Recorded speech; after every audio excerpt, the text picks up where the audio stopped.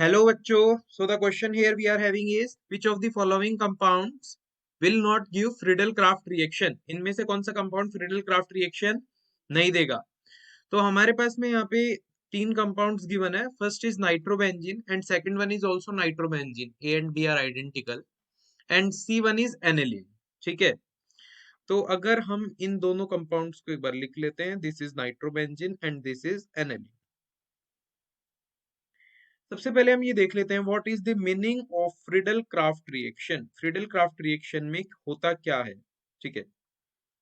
तो अगर मैं फ्रीडल क्राफ्ट रिएक्शन की बात करूं, फ्रीडल क्राफ्ट रिएक्शन में बेंजीन रिंग होगी आपके पास में, may be electron withdrawing group और electron releasing group is attached.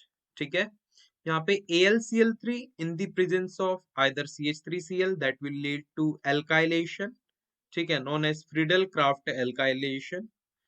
और CH3C double bond OCl that is Friedel-Crafts acetylation. ठीक है, होगा यहाँ पे इन दोनों में से कोई एक चीज हो. अब होगा क्या, आइदर आप CH3Cl यूज कर रहे हो या फिर CH3C double bond OCl. AlCl3 respective compound के साथ, सपोज आप CH3Cl यूज कर रहे हो तो CH3 positive plus AlCl4 negative. ठीक है, AlCl4 नेगेटिव यहाँ पे क्या करेगा, फॉर्म कर लेगा. तो यहाँ पे AlCl3 क्या है, एक लेविस एसिड है. ठीक है. लोन पेयर ऑफ इलेक्ट्रॉन को एक्सेप्ट करेगा and it will generate an electrophile. क्या जनरेट कर देगा, electrophile. Similarly CH3C double bond OCl के केस में होगा.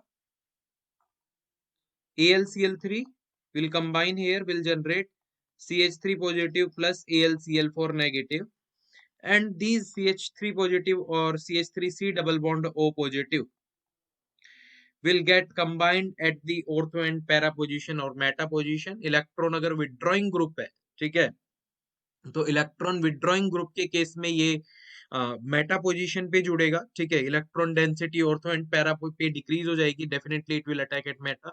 और इलेक्ट्रॉन रिलीजिंग ग्रुप के केस में it will attack at ortho and para position. ठीक है. और इलेक्ट्रॉन विथड्रॉइंग ग्रुप के केस में मेटा पे जुड़ जाएगा. So that's all about the Friedel craft reaction. अब होता क्या है, एनिलीन के केस में और नाइट्रोबेंजीन के केस में कुछ डिफरेंट चीजें होती है. एनिलीन जो है एक लेविस बेस है. क्या है, लेविस बेस. अभी एक लेविस बेस है, जब AlCl3 यहाँ पे अटैक करता है. ठीक है. AlCl3 है आपका लेविस एसिड.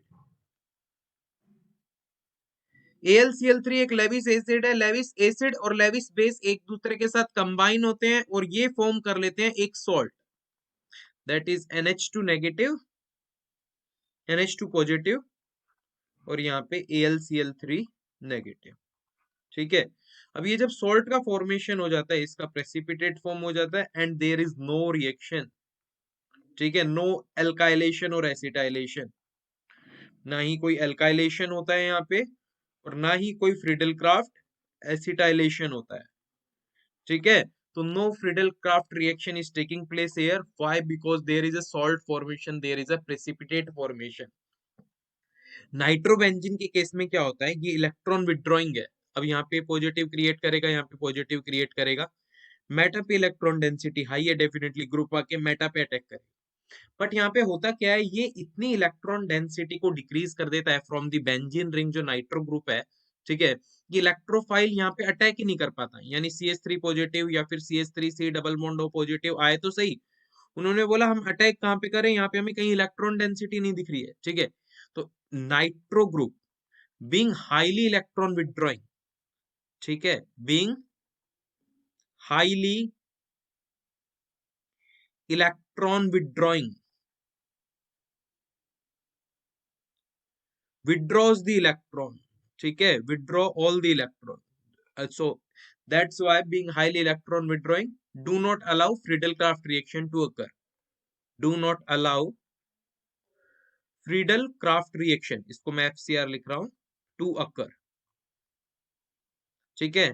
तो जो नाइट्रो ग्रुप के केस में है, ठीक है, क्या होता है, नाइट्रोबेंजीन के केस में NO2 being highly electron withdrawing group do not allow Friedel-Crafts reaction to occur, while in case of aniline there is a salt formation, there is a precipitate formation. Got it? तो ना ही तो ये reaction nitrobenzene के case में हो रही है और ना ही ये रिएक्शन किसके केस में हो रही है, एनिलीन के केस में हो रही है। दोनों ही केसेस में ये रिएक्शन नहीं हो रही है। So the correct answer will be all of this. I hope all you got your answer and understood it well. All the best.